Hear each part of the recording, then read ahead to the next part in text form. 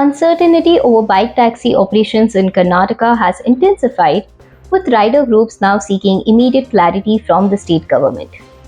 The Bike Taxi Welfare Association said it has submitted a representation to Chief Minister Siddaramaiah, urging intervention amid reports that the government may move the Supreme Court against a High Court order that currently permits such services.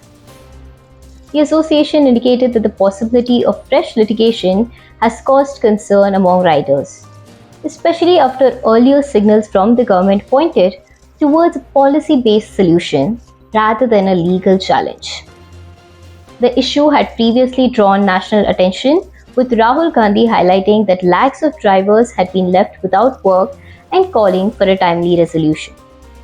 The state government had subsequently conveyed that steps were being taken to develop a structured and legally sound framework.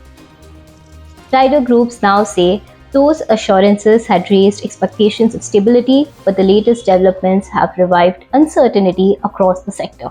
The association emphasized that many bike taxi operators are local youth who depend on this work as their primary source of income, particularly in the absence of broader employment opportunities.